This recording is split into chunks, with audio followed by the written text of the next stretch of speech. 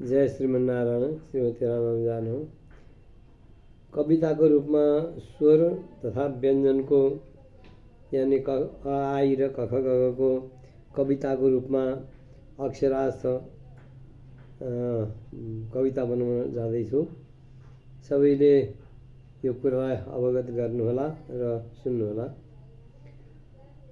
कल्याण गर्नुहुने जगत हजुरका सन्तान हुन् जीवहरू, खरानी सरी पार्ने शक्ति भएका श्रीरामका नामहरू। गन्थन गर्नु हुँदैन वेदहीनले अन्यत्रका शास्त्रको, घमण्डीपन छाडी कर्म गर्नु आचार सो धर्मको। चर्चा सज्जनको गरून् जगतको, कल्याण होला भनी छलफलबाट सरल उपाय सजिलो भक्ति सुधाको धनी।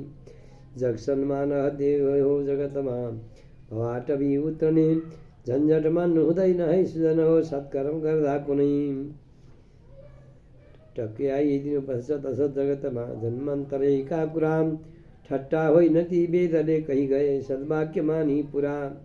डढेलो सकतापले जली गए प्राणी बिना शान्तिले, ढक्कन खोलिदिए भने हृदयको ज्ञान मुन्छ आनन्दले। तत्पर भइरहनु सदा परदया गर्ने प्रतिज्ञान्यो, धर्मै खातिर प्राणदान दिनु परे तन मन वचन सुम्पिनु। पन्स्याइदिनु स्वार्थका सब कुरा परोपकारी हुनु, फलको आशा गौ गुरु पितृहरू पूजनु। बन्धनदेखि विमुक्त भइकन सदा सुदिव्य लोक मिल्दछ, भक्ति ज्ञान विराग त्यावश्यक भक्ति भित्ति नजर खुल्दछ। यज्ञादिहरूले सुफल भइस इन्द्रिय शुद्धि गरी, रक्षा गर्नु सधर्म वेद सुधका ईश्वर शरणमा परि। लक्ष्मी ब्रह्म शिवादि हर गरी तन्मन वचन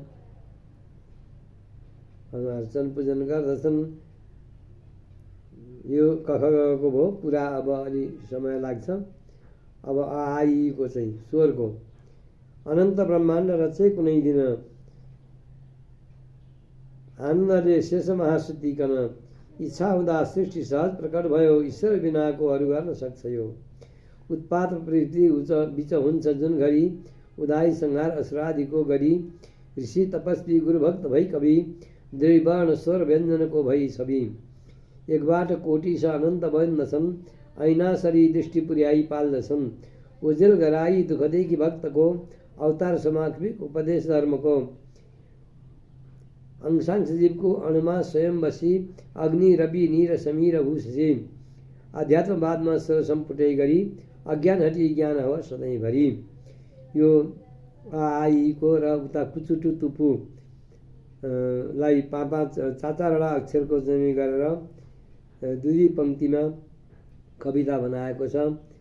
र यस कवितालाई अनुमोदन गऱ्यौँ भने हामीले यो कख ग र आई स्वर र व्यञ्जनमा के भनिया रहेछ त भन्ने कुरा पूर्ण ज्ञान प्राप्त गर्न सकिन्छ। जय श्रीमन्नारायण। जय श्री श्रीमती रामानुजाय।